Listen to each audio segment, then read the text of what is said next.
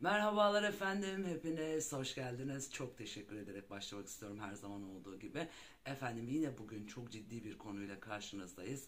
Kadınların açmazı aslında kadınların ciddi olarak yaşadığı problemlerden bir tanesi. Kadın avcılarının tuzağına düşmek ve dolandırılmak. Burada çok ciddi bir yara var. Sayıları binleri, yüz binleri bulmuş durumda. Dolayısıyla biz bugün bu konunun üzerinde duralım istiyorum. İstanbul Mutabakatı ile bağlantısı da olduğu için ve kadınlara bu noktada bir kapı açabilirsek de ne mutlu bize. Bunun için buradayız. Efendim kadınlar dolandırılıyor, ciddi şekilde dolandırılıyor. Özellikle 40 yaş üstü ve evli kadınlar tercih ediliyor av olarak. Çünkü birincisi 40 yaş üstü kadınların mutlak suretle bir gelir elde ettiği düşünülüyor.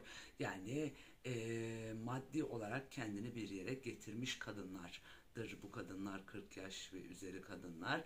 İkincisi kadınların 40 yaştan sonra yaşadıkları bir 40 yaş sendromu dediğimiz de bir sendrom var. Yani menopoz dönemi yaklaştıkça aslında kadınlık duygularını kaybedeceği algısı onu farklı bir arayışa, farklı yönlere de itebiliyor. Dolayısıyla bu sebepleri yan yana koyduğumuzda dolandırıcılar için, kadın avcıları için doğrudan hedef haline gelebiliyorlar. Evli kadınların tercih edilmesi de tehdit mekanizmasını kendisiliğinden sağladığı için aslında. Hikaye de şu şekilde başlıyor. Genelde Facebook, Instagram gibi sosyal paylaşım siteleri üzerinden tesadüfi bir tanışma kurgulanıyor ki öncesinde bu kadın seçiliyor zaten. Araştırılıyor, bakılıyor sosyal medya üzerinden. Bu kadın seçiliyor zaten. Tesadüfi bir tanışma konsepti yaratmış göstererek sosyal medya üzerinden bir tanışma başlıyor. Tanışma merasimi başladıktan sonra kadına iltifatlar başlıyor. Çok güzelsin, senin kadar güzelini görmedim gibi gibi gibi. Bula bula bunları alt alta koyduğumuzda kocasından bu sözleri duymayan kadın da doğrudan etkileniveriyor efendim. Bu tuzağa düşmüş oluyor kendiliğinden. Süreç ondan sonra başlıyor aslında ve iletişim bilgilerinin alınıp verilmesi, telefon numarasının verilmesi ne kadar gidiyor. Telefon numaraları verilip alındıktan sonra görüşme başlıyor aslında iletişim yoğunlaşmaya başlıyor. Tabi buluşmalar da oluyor ara ara. Ee, Yalnız bu telefon görüşmeleri başladıktan sonra e, fotoğraf isteme kavramı gündeme geliyor. İşte hayatım boydan fotoğraf gönder, sağdan gönder, soldan gönder, sol profilden görmedim. İşte boynunu aç, boyun açık fotoğraf gönder, yakanı aç, göğüslerini aç, şunu yap, bunu yap şeklinde kadınların üryan, çıplak diyebileceğimiz fotoğrafları bu avcılar tarafından ele geçirilmiş oluyor böylelikle. Ve bundan sonra süreç başlıyor aslında. Tabi bu arada şuna da şahit oldum. Sanal seks yaptırılarak video şeklinde kayıt altına da alınan vakalara da rastladım. Kadınların bu şekilde görüntüleri de kayıt altına alınıyor. Şimdi siz olun, bu şekilde fotoğraf göndermemeye azami hassasiyet gösterin. Burası önemli. Zaten o andan itibaren tuzağa düşmüş oluyorsunuz. Yani oradan itibaren tuzak başlamış oluyor aslında. Tabii o süreçte para isteme başlamış oluyor.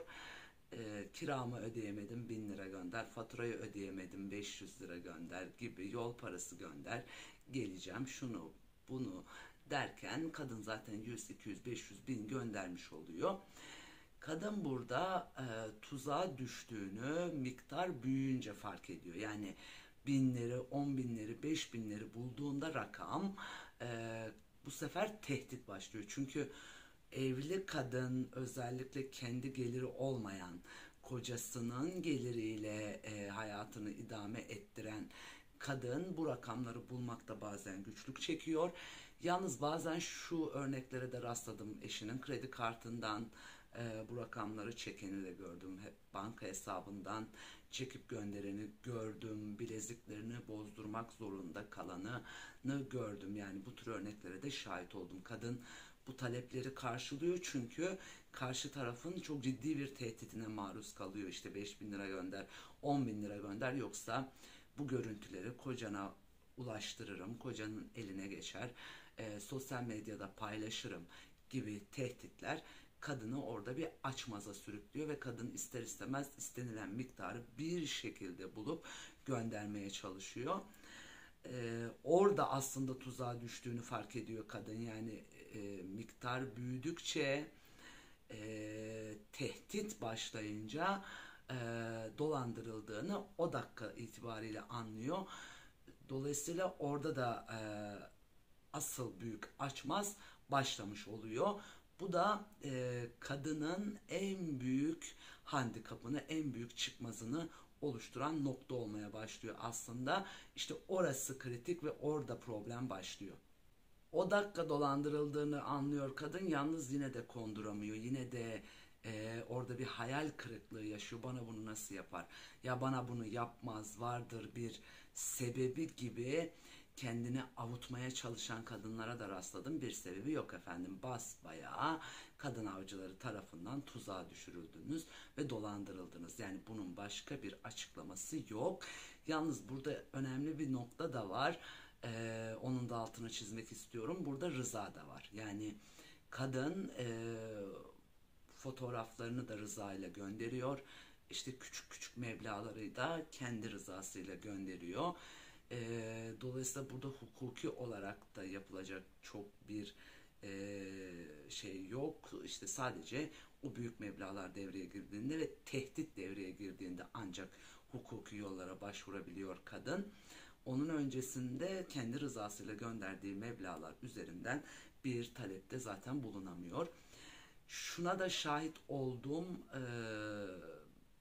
Bu bir süre sonra kadınların eşleri tarafından fark ediliyor bu durum. Yani bu kadar paralar nereye gidiyor e, noktasında erkeğin dikkatini çekmeye başlıyor. Yani ne oluyor da e, bu kadar para nereye gitti, ne oldu noktasında sıkışan kadın, yani köşeye sıkışan kadın bunu itiraf etmek durumunda da kalabiliyor. İtiraf noktasına geldiğinde, yani koca bunu duyduğunda akıl selayetini yitiren erkeklere de rastladım. Tedavi görmek zorunda kalan kocalara da rastladım. Kocası duymasın diye intihar eden kadınlara da rastladım. Kocası duyduğu için kocası tarafından intihar süsü verilerek öldürülen kadın vakalarına da bu bağlamda rastladım. Bu çok büyük bir tuzak. Kadınları bekleyen aslında çok büyük bir tuzak ve çok dikkatli olmanız gerekiyor hanımlar. Orada aslında alt metninde yatan temel nedenlerin başında sevgisiz büyüyen, çocukluk evresinden itibaren sevilmediğini düşünen, kocası tarafından da ilgi görmediğini, ilgiyi alamadığını, beklediği ilgiyi alamadığını düşünen kadınlar bu tuzağa düşmeye daha açık şekilde karşımıza çıkıyor. Bir taraftan da bu tuzağa düştüğü andan itibaren, yani tuzağa düştüğünü anlayana kadar geçen süreçte hayattan intikam aldığını ve alacağını düşünüyor. Çünkü kadın şunu söylüyor kendi içerisinde: zaten beni sevmediniz, bana şunu yaptınız, bunu yaptınız, çok çektirdiniz, beni istemediğim bir adama verdiniz, istemediğim bir adamla evlendirdiniz. Dolayısıyla da ben bunun intikamını sizden alırım ve giderim diyor. Daha önce kadının aldatmasının vahim sonuçları başlıklı videomuzda da anlattığımız gibi kadın aslında aldattığında, aldatma eğilimi içerisine girdiğinde gözü hiçbir şey görmez demiştik bunu daha önce. Çocuklarını dahi, ailesini, evini, yuvasını dahi gözü hiçbir şeyi görmez. Yani çocuklarını dahi görmez. Daha ötesine söylemeye gerek yok herhalde. Dolayısıyla böyle bir durumun içerisine sokuyor kendini, böyle bir psikolojinin içerisine sokuyor kendini ve diyor ki işte siz bana bunu yaptınız, dolayısıyla ben bunun intikamını alırım, ben bu adamın peşine giderim, ta ki dolandırıldığını anlayana kadar. Kadının aslında aldatma eğilimi içerisinde olmasının temel nedenlerinden biri e, o sevgisiz büyüyen nefsine sevgiyi arayışının yanı sıra cinselliğinde etkisi var. Aynı zamanda evli kadınlar özellikle işte kocası tarafından ilgi görmeyen, kocası ağırlıklı şehir dışında çalışan, yoğun çalışan, eşine ilgi göstermeyen erkeklerin eşleri bu tuzağa daha e, yoğun şekilde düşebiliyorlar ister istemez. Yani bu da aslında kadının bir suçu değil, kadının bir çıkmazı, bir açmazı da diyebiliriz. Öte taraftan kadın e, bu süreci bir yerde de ilgi mekanizması geliştiği için, kendisine iltifatlar edildiği için, işte o anda dünyanın merkezinde olduğunu hissettiği için hoşuna da gidiyor ki keza Rıza ile bunu yaptığını da söylemiştik. Bu sevildiğini düşünme yanılgısı kadını bu tuzağa düşürüyor ister istemez ve dolandırıldığını anladığında, gerçeklerle yüzleştiği andan itibaren de kadın çok büyük bir açmaza, çok büyük bir çıkmaza sürüklenmiş oluyor. Hele ki köy, kasaba dediğimiz veya ilçeyi de bunun içerisine katabiliriz. Herkesin birbirini tanıdığı, dar bölge dediğimiz, herkesin birbirini tanıdığı bölgelerde kadının emniyete gitmesi, polise şikayet etmesi de zorlaşıyor. Çünkü kadın şayet karakola gidersem yakalanırım, bu duyulur, rezil olurum, kocamın kulağına gider, kocamın akrabalarının kulağına gider, benim akrabalarımın kulağına gider gibi düşüncelerle polise gidemiyor, şikayette bulunamıyor. Evli olmasının da payı var burada. Dolayısıyla orada kadın çok büyük bir açmaza ve çıkmaza sürükleniyor. Bir taraftan da kadın aslında bu algı kadınlara pompalanıyor. Sen de aldatabilirsin algısı alt metin olarak algı operasyonlarıyla kadının bilinçaltına empoze edilmeye çalışılıyor. Özellikle sabah kuşağı programları ve İstanbul Mutabakatı sevicileri tarafından kadına sen de kadınsın, sen de yaparsın, sen de aldatabilirsin, erkeğin yaptığı her şeyi yapabilirsin gibi bir algı pompalanınca kadın bunu kendine hak olarak görmeye başlıyor ki başta da söyledik, aldatmanın hiçbir şekilde kabul edilemez. Bunun da altını çizelim özellikle.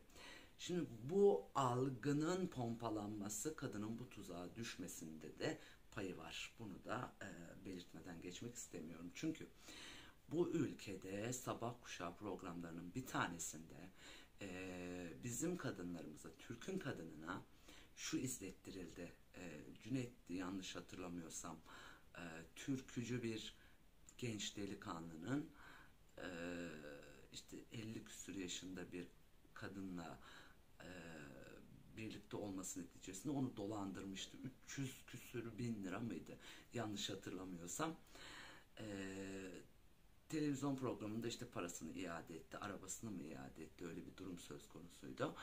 İade ederken orada kadına, Safiye Hanım'dı yanlış hatırlamıyorsam, Safiye Hanım'a bir şey söylettirildi aslında.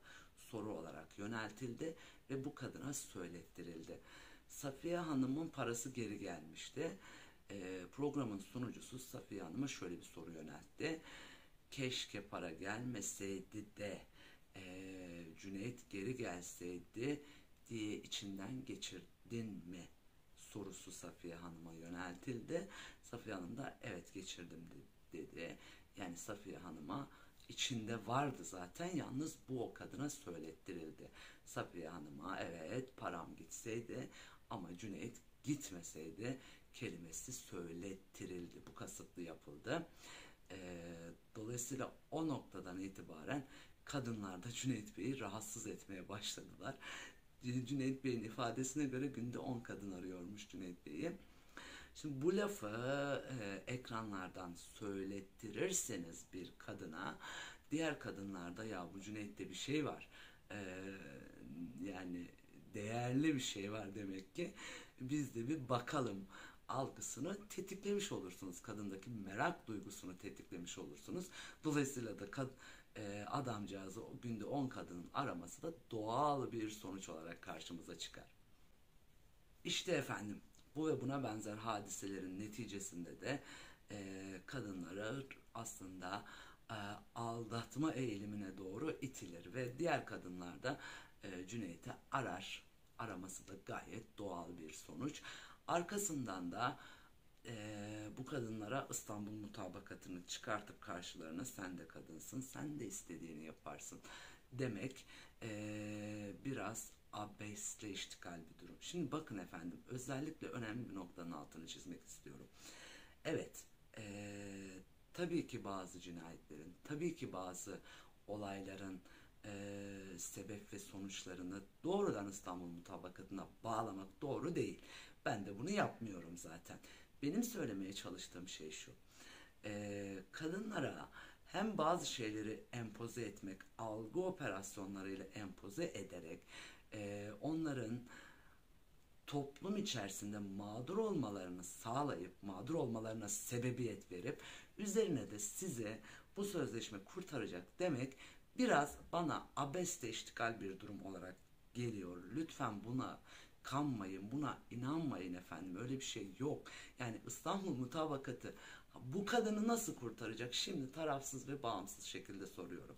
Yani bu avcıların tuzağına düşen kadını İstanbul Mutabakatı nasıl kurtaracak? Zaten iten kendisi alt metinde, yani doğrudan evet bir itme söz konusu değil ama alt metinde kadını bu tarafa teşvik eden zaten sözleşmenin kendisi ki kadının sevilmek istemesi, bir erkekle birlikte olmak istemesi, bir erkeğin bir kadına ilgi duyması, kadının da aynı ölçütte cevap vermesi, bunlar zaten insan doğasının doğal sonuçları. Dünya hayat devam ettiği müddetçe dişil ve erilin ilişkisi bu şekilde devam edecek. Biz bu doğal sonucun aksine hareket edemeyiz. Aksini söyleyip inkar edemeyiz. Bu doğal sonucu kabul ederek hareket etmek zorundayız. Dolayısıyla siz kadını erkekten, erkeği de kadından uzaklaştırırsanız kadın mutsuzluğunun acısını bir şekilde çıkartmak zorunda hissediyor kendisini. Yani nefis kendi olgusunu tamamlamak zorunda hayatta, dünyaya. Bunun için geldi insan nefsi. Dolayısıyla efendim insan nefsini inkar ederek bir yere varamayız. Ve dolayısıyla efendim İstanbul Mutabakatı görüldüğü üzere bu kadının sorununu çözmüyor. Bu kadını erkekten uzaklaştırarak, kadınları erkeklerden, erkekleri de kadınlardan uzaklaştırarak kadını mutsuzluğa itiyor, tam tersi. Mutsuz kadın, mutsuz toplum demektir. Mutsuz toplumda her şeyi yapabilen toplum anlamına gelir. Buna özellikle dikkat edin efendim. Kısa vadeli çözüm olarak da bize ulaşabilirsiniz. Bunun detaylarından bahsedeceğim. Yalnız öncesinde bu yasaların tekrardan gözden geçirilmesi gerekliliğini bir kez daha vurgulamak istiyorum. Ve öte taraftan efendim bize çok rahat bir şekilde ulaşabilirsiniz. Kızlarıma söyleyeceğim. Açıklama bölümündeki linklerde Instagram, Facebook ve mail adreslerimiz bulunuyor. İsim vermek zorunda değilsiniz. Verebilirsiniz, bizde kalacaktır ve bütün mailleri elimizden geldiği kadar inceliyoruz efendim. Tek tek detaylı şekilde bize sorunuz varsa, görüşleriniz varsa ulaştırabilirsiniz. Bir sıkıntınız varsa rahatlıkla yazabilirsiniz. Emin olun elimizden geleni yapmaya çalışıyoruz. Burada kadınlar için varız. Çünkü kadın mutlu olursa aile mutlu olur. Aile mutlu olursa toplum mutlu olur. Kadınların mutluluğu için buradayız. Sizleri çok sevdiğimizi de unutmayın efendim. Hepinize teşekkür ederek kapanışı yapmak istiyorum. Hoş kalın, hoşça kalın. Esen kalın efendim.